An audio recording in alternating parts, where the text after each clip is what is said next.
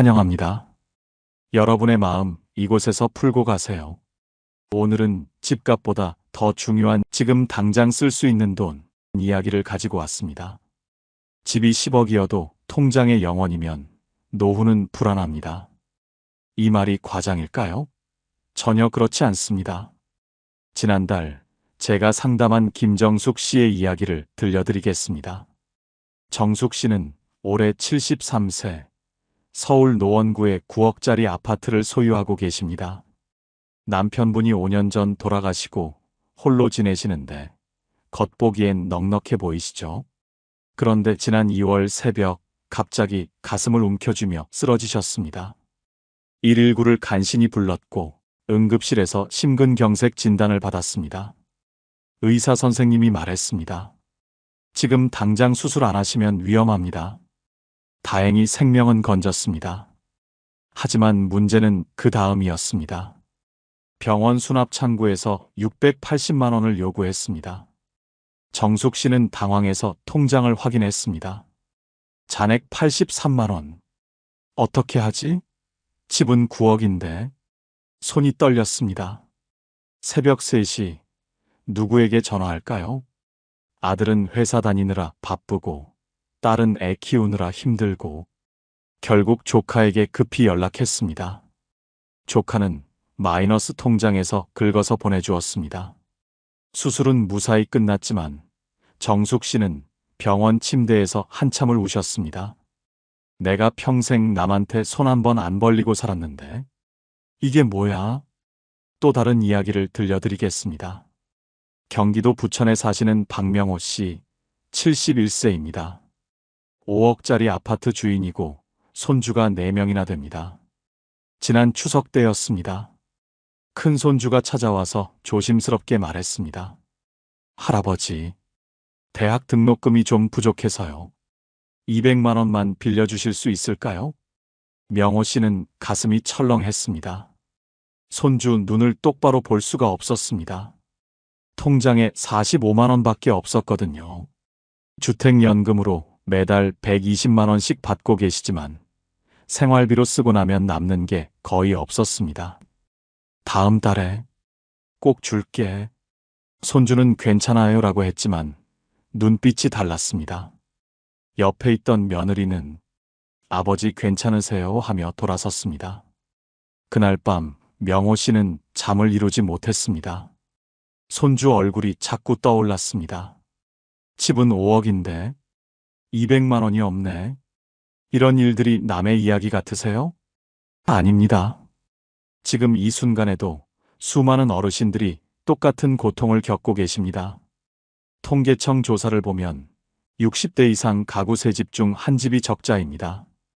들어오는 돈보다 나가는 돈이 더 많다는 뜻입니다. 서울 아파트 평균 가격은 10억이 넘습니다. 하지만 60대 이상 가구의 월 평균 소득은 280만 원 남짓입니다. 집은 비싼데 통장은 텅텅 비어 있습니다. 오늘 이 영상을 끝까지 보시면 여러분의 통장에 최소한 얼마가 있어야 하는지 정확히 알게 되실 겁니다. 그리고 그 돈을 어떻게 마련하고 관리해야 하는지 구체적인 7일 실행 플랜까지 모두 가져가실 수 있습니다. 오늘 주제가 마음에 드신다면 구독과 좋아요 눌러주세요. 여러분의 마음을 안아주는 좋은 컨텐츠로 보답하겠습니다. 먼저 왜 부동산이 노후를 지켜주지 못하는지 냉정하게 살펴보겠습니다. 집만 있으면 괜찮아. 집값은 계속 오르잖아. 정말 그럴까요? 부동산은 분명히 자산입니다. 하지만 급할 때 쓸 수가 없습니다. 집을 팔려면 최소 3개월에서 길게는 1년도 걸립니다. 급하게 팔려고 하면 9억짜리 집을 8억에 내놓아야 거래가 됩니다. 더 심각한 문제가 있습니다. 나이가 들수록 갑자기 큰 돈이 필요한 일이 자주 생깁니다. 70대가 되면 의료비가 갑자기 폭등합니다. 60대 때보다 2배 이상 늘어납니다. 80대가 되면 3배 이상입니다. 특히 응급 상황은 예고 없이 찾아옵니다. 화장실에서 미끄러져 넘어지는 순간 골절입니다. 수술비 1천만 원. 갑자기 가슴이 답답하고 왼팔이 저립니다. 심근경색입니다. 치료비 2천만 원. 뇌졸중이 오면 초기 치료만 3천만 원입니다. 이런 상황에서 집 팔고 올게요 라고 할 수 있습니까? 요양원에 들어가야 하는 상황도 생각해 보세요. 요양원비는 매달 나갑니다. 적게는 월 100만 원, 많게는 월 200만 원씩입니다. 집으로는 이걸 낼 수가 없습니다. 더 충격적인 사실을 말씀드리겠습니다. 집값이 영원히 오른다는 보장이 없습니다. 2008년 금융위기 때를 기억하시나요? 강남 아파트도 30% 가까이 떨어졌습니다. 일본을 보세요. 30년 넘게 집값이 떨어지고 있습니다. 1990년에 10억이던 집이 지금 6억입니다. 우리나라도 인구가 줄어들고 있습니다. 사람이 줄어드는데 집값이 계속 오를 수 있을까요? 특히 지방은 이미 빈집이 넘쳐납니다. 팔고 싶어도 사는 사람이 없습니다. 그래도 많은 분들이 이렇게 말씀하십니다. 주택연금 받으면 되지 않나요? 주택연금 좋은 제도입니다. 하지만 한계가 있습니다. 주택연금으로 받는 돈은 평균 월 100만 원 정도입니다. 서울도 월 150만 원 수준입니다. 이걸로 생활비, 병원비, 관리비를 다 감당할 수 있을까요? 더 큰 문제가 있습니다. 주택연금은 매달 조금씩만 받습니다. 갑자기 큰 돈이 필요할 때는 어떻게 합니까? 월 120만 원 받는다고 해서 800만 원을 미리 받을 수는 없습니다. 결국 또 다른 방법을 찾아야 합니다. 빚을 내거나 누구에게 손을 벌리거나. 이제 심리적인 이야기를 해보겠습니다. 노벨상을 받은 학자가 이런 연구를 했습니다. 사람은 돈을 벌 때보다 잃을 때 고통을 2배 더 크게 느낀다고 합니다. 나이가 들수록 이 두려움은 더 커집니다. 젊을 때는 실패해도 다시 벌면 되지 하지만 70대가 넘으면 다시 벌 수가 없습니다. 이런 상황에서 집에만 의존한다면 불안감은 더욱 커질 수밖에 없습니다. 고대 그리스 철학자가 이런 말을 했습니다. 부와 재산은 외부에 있지만 평안은 내가 통제할 수 있는 것에서 온다. 집값이나 부동산 시세는 우리가 어떻게 할 수 없습니다. 정부가 정책을 바꾸면 뚝 떨어지고 금리가 오르면 또 떨어집니다. 하지만 통장에 있는 현금은 다릅니다. 내가 직접 관리하고 필요할 때 바로 쓸 수 있습니다. 현금이 충분하면 선택권이 생깁니다. 어느 병원에서 치료받을지, 어느 요양원에 갈지, 손주들에게 얼마나 도움을 줄지 내가 결정할 수 있습니다. 반대로 현금이 없으면 집을 팔아야 하나? 누구한테 빌려야 하나? 하며 괴로워해야 합니다. 통장 잔고를 확인할 때마다 이 정도는 있구나 하며 안심할 수 있습니다. 이게 바로 평안입니다. 이제 핵심을 말씀드리겠습니다. 노년의 안전은 자산 총액이 아니라 당장 쓸 수 있는 돈이 결정합니다. 여기서 말하는 당장 쓸 수 있는 돈이란 현금과 현금성 자산을 의미합니다. 현금성 자산에는 어떤 것들이 있을까요? 첫 번째, 은행 예금입니다. 보통 예금, 정기 예금 중에서도 중도 해지가 가능한 상품들입니다. 필요하면 바로 찾을 수 있는 돈입니다. 두 번째, CMA라는 계좌가 있습니다. 증권회사에서 만드는 건데 예금보다 이자가 조금 더 높습니다. 입출금도 자유롭습니다. 세 번째, MMF라는 펀드가 있습니다.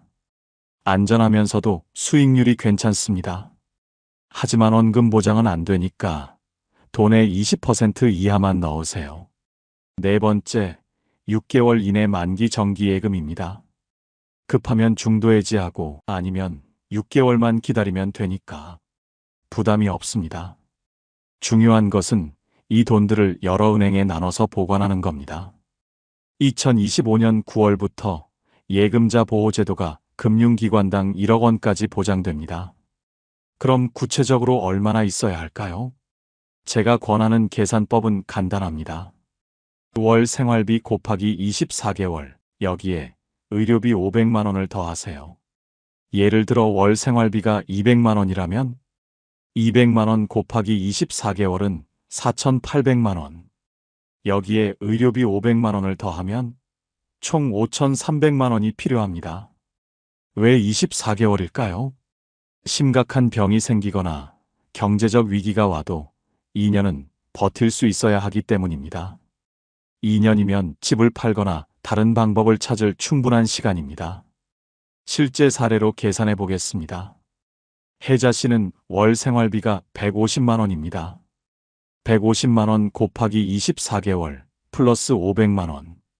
총 4,100만 원이 필요합니다. 윤철 씨는 월 생활비가 250만 원입니다. 250만 원 곱하기 24개월 플러스 500만 원. 총 6,500만 원이 필요합니다. 너무 많은 거 아니야? 많다고 느껴지실 수 있습니다. 하지만 이것은 최소한의 안전장치입니다. 더 여유 있는 노후를 원하신다면 3년치도 고려해 보세요. 중요한 것은 이 돈을 한 곳에 몰아두지 않는 겁니다. 5천만 원이 필요하다면 국민은행에 2천만 원, 신한은행에 2천만 원, 우리은행에 1천만 원. 이렇게 나눠서 보관하세요. 또 하나 사다리식 예금을 활용하세요. 6개월 만기, 12개월 만기, 18개월 만기, 24개월 만기로 나눠서 예치하면 매 6개월마다 일정 금액이 만료됩니다. 금리가 바뀌거나 급하게 돈이 필요할 때 대응할 수 있습니다. 이제 구체적으로 어떻게 현금을 모을지 7일 플랜을 말씀드리겠습니다. 하루에 30분에서 1시간씩만 투자하시면 됩니다. 1일차, 돈이 어디로 새는지 찾으세요. 지난 3개월간 카드 명세서와 통장 내역을 꺼내세요. 식비, 병원비, 관리비, 교통비, 용돈, 경조사비 다 적어보세요. 토스나 카카오페이 같은 앱을 쓰시면 자동으로 분류해 줍니다. 스마트폰이 어려우시면 노트에 적으셔도 됩니다. 매달 얼마가 나가는지 정확히 아는 게 첫 번째입니다.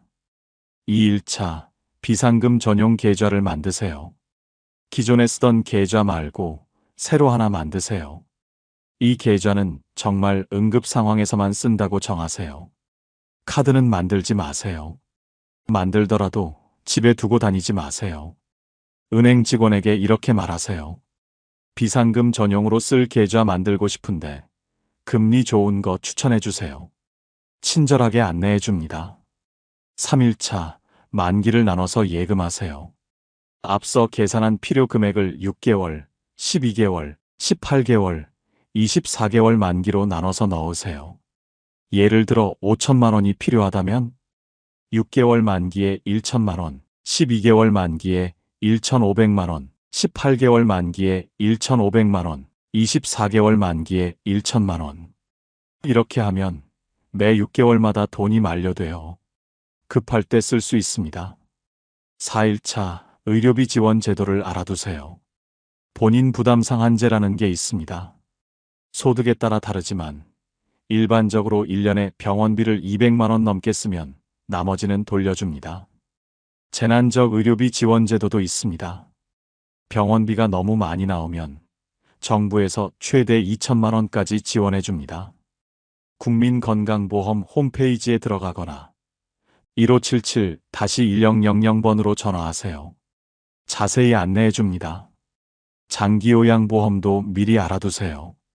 65세 이상이면 누구나 신청할 수 있습니다. 등급을 받으면 요양원비나 간병비의 대부분을 건강보험에서 부담해 줍니다. 5일차 사기 방어 체계를 만드세요. 70대 이후에는 보이스피싱 피해가 급증합니다. 1계좌 1용도 원칙을 지키세요. 생활비 계좌, 비상금 계좌, 용돈 계좌를 구분하세요. 각 계좌마다 출금 한도를 설정하세요.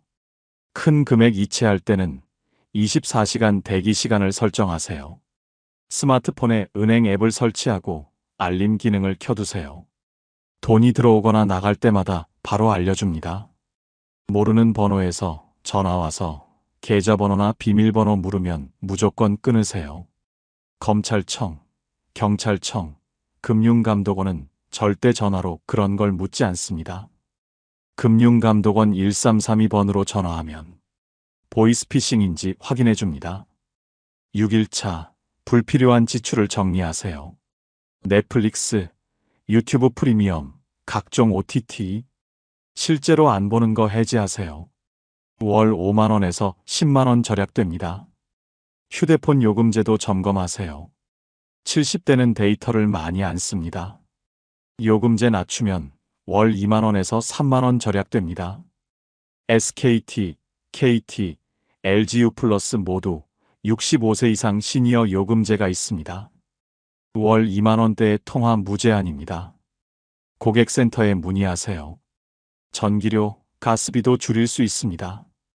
에어컨이나 전기 히터 사용을 줄이고 가스는 중간 불로 요리하세요. 월 10만원 이상 절약됩니다. 65세 이상은 지하철, 버스가 무료입니다. 문화누리카드로 연간 13만원 지원받을 수 있습니다. 기초연금도 꼭 신청하세요. 월 최대 33만원 받을 수 있습니다. 주민센터에 가서 상담받으세요. 7일차 소득을 늘릴 방법을 찾으세요. 국민연금을 아직 안 받고 계신다면 언제 받는 게 유리한지 상담받으세요. 국민연금공단 1355번으로 전화하면 자세히 계산해 줍니다. 1년 늦추면 연금이 7%씩 늘어납니다. 빈 방이나 주차 공간을 임대하세요. 당근마켓이나 네이버 카페에서 주차 공간 월세로 검색하면 쉽게 구할 수 있습니다. 주차 공간 한 대당 월 10만원에서 20만원 받을 수 있습니다. 바둑, 서예, 요리 잘하시는 게 있으시면 동네 문화센터에서 강의해 보세요. 구청 평생학습관에 전화하면 시민 강사 모집 공고를 안내해 줍니다. 시간당 3만원에서 5만원 받을 수 있습니다. 중고나라, 당근마켓에서 집에 있는 안 쓰는 물건 파세요. 손재주가 있으시면 수제품을 만들어 파는 것도 좋습니다. 이제 70대 이후 경제 전략을 종합적으로 말씀드리겠습니다. 첫 번째, 소득을 늘리세요. 연금 수령 시점을 조정하세요. 늦출수록 많이 받습니다. 70세까지 늦추면 최대 43% 더 받습니다. 물론 건강 상태와 급한 정도를 보고 결정하세요. 지금 당장 돈이 필요하면 빨리 받는 게 낫습니다. 부업도 고려하세요. 노인 일자리 사업에 참여하면 월 27만원에서 71만원 받을 수 있습니다. 주민센터나 노인복지관에 가서 신청하세요. 편의점 야간 알바는 하루 4시간씩, 주 5일만 해도 월 80만원입니다. 쿠팡이츠, 배달의 민족, 자전거나 전동 킥보드로 가까운 거리만 배달해도 하루 2시간씩 월 50만원 벌 수 있습니다. 두 번째, 지출을 줄이세요. 외식을 줄이고 집밥 위주로 바꾸세요. 월 평균 30만원 이상 절약됩니다. 마트 갈 때는 꼭 목록을 작성하세요. 즉흥 구매를 줄이면 월 10만원 절약됩니다. 의료비 절약이 가장 중요합니다. 정기검진을 통해 큰 병을 예방하는 게 최선입니다. 국가건강검진은 2년에 한 번 무료입니다. 위암, 대장암, 유방암, 자궁경부암 검진도 무료입니다. 꼭 챙기세요. 당뇨, 고혈압 있으시면 꾸준히 관리하세요. 방치하면 나중에 심장병, 신장병, 실명 같은 합병증이 생겨서 수천만 원 들어갑니다. 동네 보건소를 활용하세요. 혈압 측정, 혈당 검사, 건강 상담이 모두 무료입니다. 세 번째, 주거 전략을 세우세요. 집이 너무 크거나 관리비가 많이 나간다면 작은 집으로 이사하세요. 30평대 아파트 관리비는 월 28만원, 20평대는 월 18만원입니다. 관리비만 월 10만원 절약됩니다. 9억짜리 집을 팔고 5억짜리 집으로 이사하면 약 3억 5천만원의 현금이 생깁니다. 주택연금도 신중히 검토하세요. 집값 대비 월 수령액이 괜찮고 다른 소득이 부족하다면 좋은 선택입니다. 다만 상속을 고려하신다면 자녀들과 충분히 상의하세요. 실버타운도 대안입니다. 초기 비용은 들지만 의료, 식사, 청소 서비스가 포함되어 있어서 장기적으로는 경제적일 수 있습니다. 특히 혼자 사시는 분들은 24시간 응급호출 시스템이 있어서 안전합니다. 네 번째, 건강을 지키세요. 건강관리야말로 가장 확실한 노후 준비입니다. 규칙적인 운동을 하는 노인은 그렇지 않은 노인보다 병원비가 연간 100만 원 이상 적게 나옵니다. 하루 30분만 걸어도 당뇨, 고혈압, 심장병 위험이 40% 이상 줄어듭니다. 동네 경로당이나 노인복지관에서 무료로 운동 프로그램을 운영합니다. 참여하세요. 장기요양보험 등급도 미리 알아두세요. 65세 이상이면 누구나 신청할 수 있습니다. 등급을 받으면 요양원비나 간병비의 대부분을 건강보험에서 부담해 줍니다. 다섯 번째, 법적 안전장치를 만드세요. 치매나 중증 질환으로 판단력이 떨어질 수 있습니다. 성년 후견 제도를 알아두세요. 신뢰할 수 있는 가족이나 전문가를 후견인으로 지정해두면 재산 관리와 법률적 판단을 대신해 줄 수 있습니다. 특히 임의 후견 제도는 건강할 때 미리 후견인을 정해두는 겁니다. 나중에 치매가 와도 내가 원하는 사람이 나를 돌봐줄 수 있습니다. 유언장도 꼭 작성하세요. 재산 분할, 장례 방식, 연명치료 여부 등을 미리 정해두면 가족들의 갈등을 줄일 수 있습니다. 공증 유언장은 공증사무소에서 작성하시면 되고 비용은 20만 원에서 50만 원 정도입니다. 각종 금융계좌 비밀번호나 중요 서류 보관 장소를 가족들이 알 수 있도록 정리해 두세요. 긴급 연락망 수첩을 만드세요. 은행 계좌, 보험, 연금, 부동산 서류 위치 등을 적어두고 자녀에게 이 수첩은 집 서랍 위쪽에 있다고 알려주세요.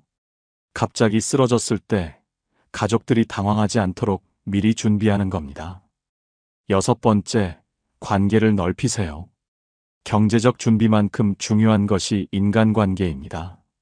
사회적 관계망이 넓은 노인은 우울증도 적고 치매도 덜 걸립니다. 가족, 친구, 이웃과의 관계를 잘 유지하세요.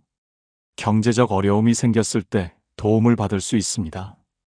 지역 경로당, 복지관, 종교기관에 참여해서 사람들을 만나세요. 혼자서는 해결하기 어려운 문제들도 여러 사람이 함께하면 쉽게 풀립니다. 전국에 경로당이 6만 5천 개나 됩니다. 경로당에서는 식사, 건강관리, 여가 프로그램을 무료로 이용할 수 있습니다. 취미활동이나 자원봉사도 추천합니다. 돈으로만 보면 지출이지만 마음의 만족과 사회적 관계를 생각하면 충분히 가치 있는 투자입니다. 자원봉사에 참여하는 노인들의 삶의 만족도가 훨씬 높습니다. 건강하고 즐거운 노후를 위해서는 돈만으로는 부족합니다. 여기서 많은 분들이 궁금해하실 질문들에 미리 답변드리겠습니다. 첫 번째 질문, 집이 있으면 됐지. 굳이 현금을 그렇게 많이 둬야 해? 집은 자산입니다. 하지만 급할 때 쓸 수가 없습니다. 더 중요한 건 집값은 우리가 어떻게 할 수 없다는 겁니다. 2008년 금융위기 때를 기억하시나요? 강남 아파트도 30% 가까이 떨어졌습니다. 10억짜리 집이 7억이 됐습니다. 일본을 보세요. 30년 넘게 집값이 떨어지고 있습니다. 1991년에 10억이던 집이 지금 6억입니다. 우리나라도 사람이 줄어들고 있습니다. 지금부터 2070년까지 1,500만 명이나 줄어듭니다. 특히 지방은 이미 집을 팔고 싶어도 사는 사람이 없습니다. 집값에만 의존하다가는 집 부자, 현금 거지가 됩니다. 미국에서도 2008년 금융위기 때 집값이 폭락하면서 많은 은퇴자들이 식료품도 못 사는 지경까지 갔습니다. 두 번째 질문, 물가가 계속 오르는데 현금으로 들고 있으면 손해 아니야? 맞습니다. 물가가 오르면 현금의 가치는 떨어집니다. 1년 전 100만 원으로 살 수 있던 물건을 지금은 102만 원 내야 삽니다. 하지만 70대 이후에는 안전이 수익보다 우선입니다. 높은 수익을 쫓다가 원금을 잃으면 다시 벌 시간이 없습니다. 30대, 40대라면 10년, 20년에 걸쳐 손실을 회복할 수 있습니다. 하지만 70대는 그럴 여유가 없습니다. 현금성 자산도 수익이 전혀 없는 건 아닙니다. 은행 정기예금 금리가 연 3%에서 3.5%입니다. 5천만 원을 넣으면 1년의 세후로 약 148만 원 받습니다. 월로 따지면 약 12만 원씩 이자가 들어옵니다. 물가 상승률이 2.3%니까 실질적으로 구매력이 늘어나는 금액은 연 60만 원 정도입니다. 크게 벌지는 못하지만 손해도 거의 없습니다. 무엇보다 중요한 건 마음의 평안입니다. 주식이나 부동산이 오르락내리락 하는 걸 보며 스트레스 받는 것보다 안정적인 현금으로 편안한 마음을 얻는 게 노년기에는 더 가치 있습니다.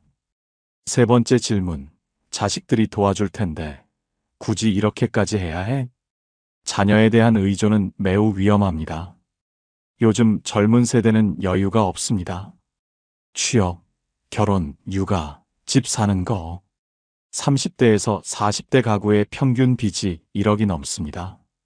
30대 직장인 10명 중 7명이 부모님을 경제적으로 지원하기 어렵다고 답했습니다. 더 큰 문제는 가족관계입니다. 자녀에게 용돈 달라고 할 때마다 눈치 봐야 합니다. 며느리나 사위에게 부담을 줍니다. 이런 상황이 계속되면 가족 간의 갈등이 생깁니다. 연구 결과를 보면 노부모가 자녀에게 경제적으로 의존하는 가구는 그렇지 않은 가구보다 가족 갈등이 2배 이상 많습니다. 자녀가 부모를 돕는 건 당연합니다. 하지만 그걸 전제로 노후 계획을 세우면 안 됩니다. 경제적으로 독립된 부모가 자녀들과 더 좋은 관계를 유지합니다. 나는 내 힘으로 산다는 자존감이 가족 관계를 건강하게 만듭니다. 네 번째 질문. 은행 금리가 너무 낮은데 정말 예금만 해도 돼? 70대 이후에는 원금 보장이 최우선입니다. 높은 수익을 쫓다가 원금을 잃으면 다시 벌 시간이 없습니다. 전체 자산의 10%에서 20% 정도는 조금 위험하더라도 수익성 있는 상품에 투자할 수 있습니다. 하지만 생활비와 병원비를 감당할 핵심 자금은 반드시 안전한 곳에 보관하세요. 실제로 2008년 금융위기 때 많은 은퇴자들이 주식이나 펀드 투자로 큰 손실을 봤습니다. 미국에서는 은퇴 직전에 주식 투자로 노후 자금을 잃고 은퇴를 5년에서 10년 연기해야 했던 사람들이 많았습니다. 한국도 마찬가지였습니다.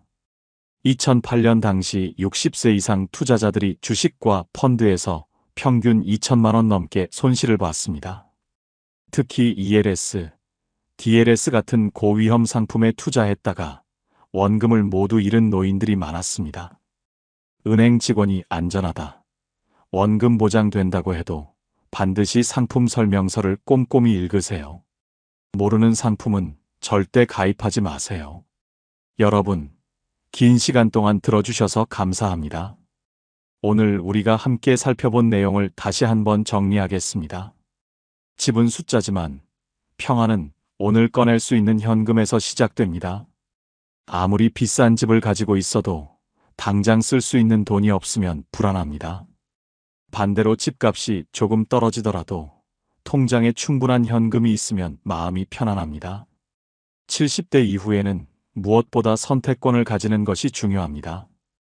어떤 병원에서 치료받을지, 어떤 요양원을 선택할지, 손주들에게 얼마나 도움을 줄지 스스로 결정할 수 있어야 합니다.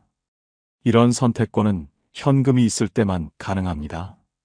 오늘부터 당장 실천하실 수 있는 3가지를 말씀드리겠습니다. 첫 번째, 지금 즉시 통장 잔고를 확인하세요. 월 생활비에 몇 개월분이 있는지 계산해 보세요. 부족하다면 목표 금액을 정하세요. 토스, 카카오뱅크, 각 은행 앱에서 바로 확인할 수 있습니다. 두 번째, 이번 주 안에 비상금 전용 계좌를 하나 만드세요. 기존 계좌와 구분해서 오직 응급 상황에서만 사용할 계좌를 따로 만드세요. 가까운 은행 지점에 가셔서 비상금 전용 계좌를 만들고 싶다고 말씀하시면 됩니다. 세 번째, 자동이체와 카드 사용 내역을 점검하세요. 불필요한 구독 서비스나 과도한 지출이 있다면 정리하세요. 매월 현금 유동성을 늘려가세요. 기억하세요. 노후 준비는 늦었다고 생각할 때가 가장 빠른 때입니다. 70대라고 해서 포기할 필요 없습니다. 지금부터라도 체계적으로 준비하시면 더 안전하고 여유로운 노후를 보내실 수 있습니다. 연구 결과를 보면 65세 이후에 재무 계획을 다시 세운 노인들의 경제적 만족도가 훨씬 높습니다. 지금이라도 시작하시면 충분히 변화를 만들 수 있습니다. 마지막으로 한 가지만 더 말씀드리겠습니다. 정숙 씨 기억하시나요? 심근경색으로 응급실에 실려간 분. 상담 이후 6개월이 지났습니다. 정숙 씨는 7일 플랜을 실천하셨습니다. 불필요한 지출을 정리하고 주택연금을 신청하셨습니다. 그리고 비상금 계좌에 2천만 원을 모으셨습니다. 지난주 정숙 씨에게 전화가 왔습니다. 선생님, 이제 밤에 잠이 와요. 통장 잔고를 보면 마음이 편해져요. 목소리에 평안함이 묻어났습니다. 여러분도 할 수 있습니다. 여러분의 남은 인생이 경제적 걱정 없이 평안하고 행복하기를 진심으로 기원합니다. 오늘 영상이 도움이 되셨다면 좋아요와 구독 부탁드립니다. 소중한 분들께 꼭 공유해 주세요. 혹시 여러분만이 알고 있는 노후 준비 꿀팁이 있다면 댓글로 지혜를 나눠주세요. 누군가의 노후에 큰 힘이 될 것입니다. 이상으로 마음 풀고 가세요 였습니다. 감사합니다.